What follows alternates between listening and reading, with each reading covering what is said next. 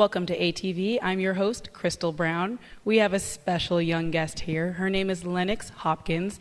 She's a gymnast, and you mostly do rhythmic gymnastics. Can you tell us exactly what that means? What's the difference between regular gymnastics and rhythmic? Well, artistic gymnastics, which is like the tumbling, is more like cartwheels, backflips. But then rhythmic gymnastics is when you're working with like the ribbon and hoop and ball. It's kind of like dance. Okay. But just with equipment. And you said it's kind of like dance. I understand that you also have danced before in your life. Mm-hmm. I sometimes dance on Wednesdays. Mm-hmm. And then the rest of the week, I usually do gymnastics, but except on weekends, we don't have.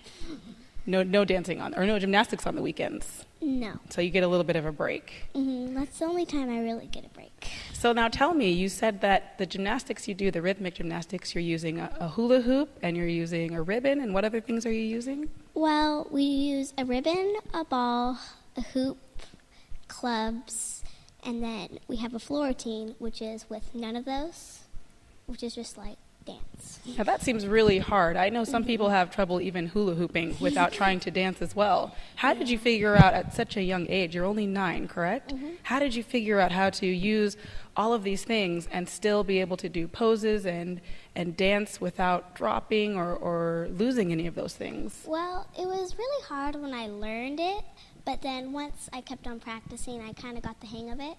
And when did you start actually doing rhythmic gymnastics? Well, I think I started when I was like 7.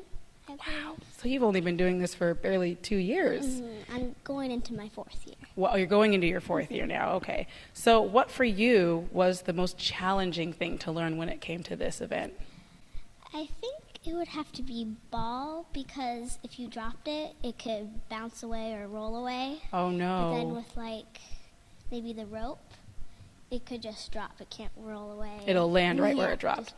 So what happens if the ball rolls away? Do you have to go get it, or do you keep performing? Well, sometimes you have a spare right next to the stage. Okay. And then if it rolls away out of the line, since you have to stay in a certain area, and if it rolls away, then you could just grab the spare, or if you don't have a spare, but you're usually supposed to have a spare. If you don't have one, you just kind of have to get out of the lines and go get it. Oh, wow. So that must be really nerve-wracking then. Mm-hmm.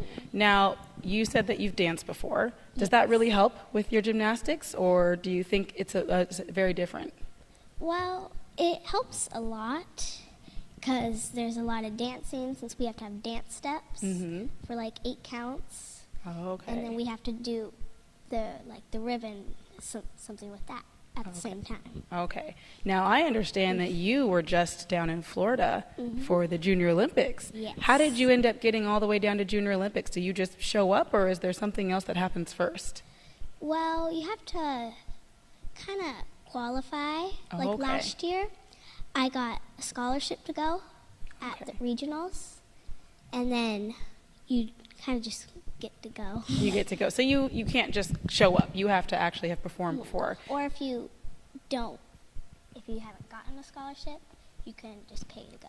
Okay. So now you competed at the state level, and I understand that you won some pretty important medals there. Yes. What medals did you win? What did you place there? Well, in my clubs routine, which is my best routine, I got a gold medal.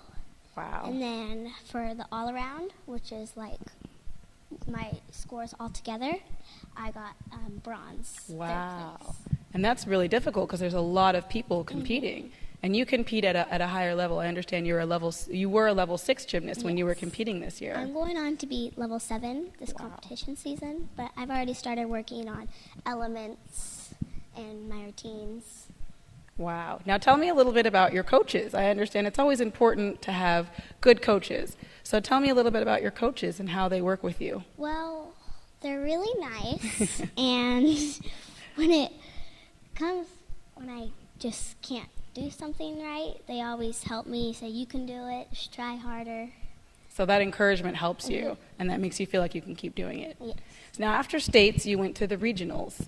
Do you remember where that was? That was in kind of near Seattle. Okay. Which it's everyone in the region comes to that competition and competes like from kind of far out. All different states, I Yes, understand. we're Region 2. Okay. And so the whole entire Region 2 comes and competes at that competition. And that's like, I think, 4 or 5 different states of different people competing. Well, yes, but then sometimes there's like Region 3, Region 5, which is like can be other states too. Okay.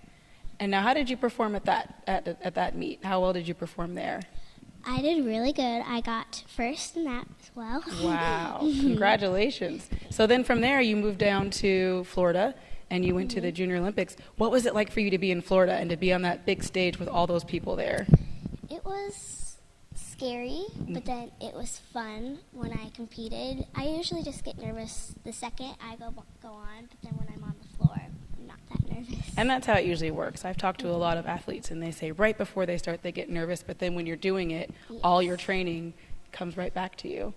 So now I understand you do have an older sister who we've spoken to before. Yes. And how do you feel your older sister has helped influence you with your gymnastics and maybe even dance? Well, she's just like the same with my coaches.